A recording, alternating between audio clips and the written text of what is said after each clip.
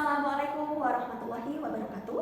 Perkenalkan, nama saya Yulia Novistianingsih dengan NIM 8578717448.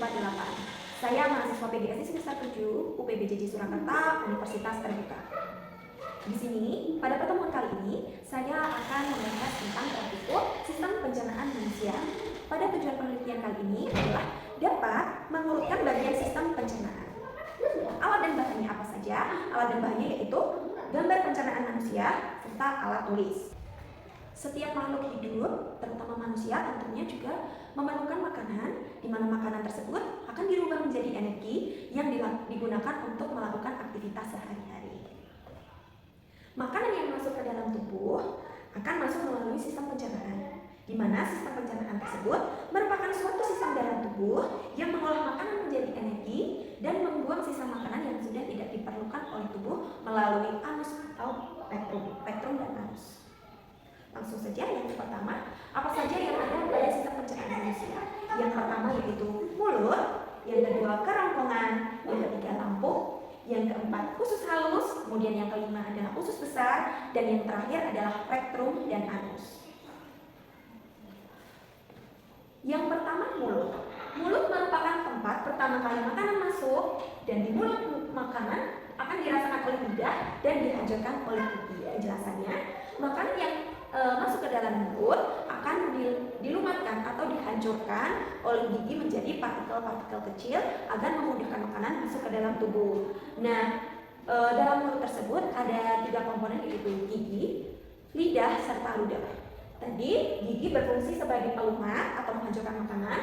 Nah, kemudian ludah digunakan sebagai pelumas agar memudahkan makanan masuk ke dalam tubuh. Kemudian ada satu lagi yaitu lidah. Lidah berfungsi sebagai pengatur tata letak makanan ketika makanan akan dihancurkan oleh gigi atau saat dihancurkan oleh gigi. Kemudian dari nomor 1 menuju ke nomor 2 yaitu kerongkongan, di mana kerongkongan membawa makanan dari mulut menuju lambung melalui gerak otot yang disebut peristaltik. Kemudian dari kerongkongan makanan akan menuju pada nomor 3 yaitu lambung, di mana lambung berfungsi sebagai penghancur makanan dengan enzim dan asam lambung. Setelah dihancurkan oleh lambung, makanan akan menjadi bentuk seperti bubur.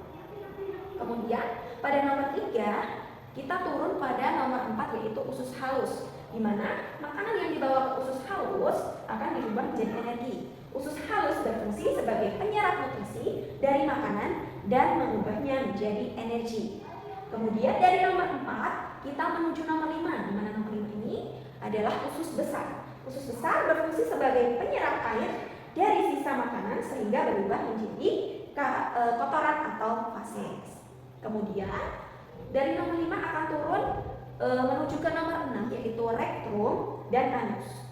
Fases akan disimpan sementara pada rektum, kemudian dikeluarkan oleh tubuh melalui anus.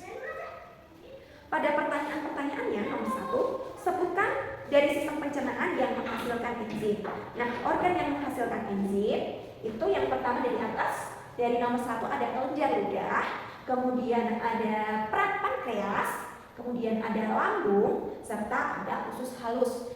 Itu merupakan organ yang menghasilkan enzim. Kemudian pertanyaan nomor 2, enzim apa saja yang dihasilkan oleh organ-organ tersebut? Tadi dari yang pertama yaitu kelenjar ludah, di mana kelenjar ludah itu menghasilkan enzim amilase. Kemudian turun ke pankreas pada warna kuning tersebut, di mana dalam pankreas tersebut menghasilkan enzim amilase, lipase, dan protase. Kemudian dalam lambung menghasilkan enzim amilase, di mana enzim tersebut memecah makanan sehingga dapat dicerna oleh usus halus.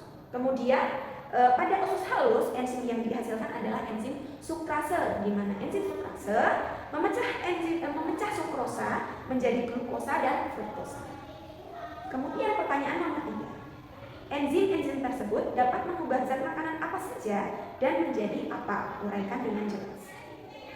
Pada karbohidrat, enzim amilase tadi ada pada kelenjar ludah dan pankreas, di mana enzim tersebut berfungsi memecah karbohidrat menjadi gula sederhana atau glukosa. Kemudian ada enzim lipase, enzim pepsin, dan enzim tripsin memecah protein menjadi asam amino dan memecah lemak menjadi asam lemak dan gliserol. Itu tadi penjelasan dari sistem pencernaan manusia. Mungkin itu saja yang dapat saya sampaikan. Kurang lebihnya saya mohon maaf. Sampai jumpa pada praktikum selanjutnya. Wassalamualaikum warahmatullahi wabarakatuh.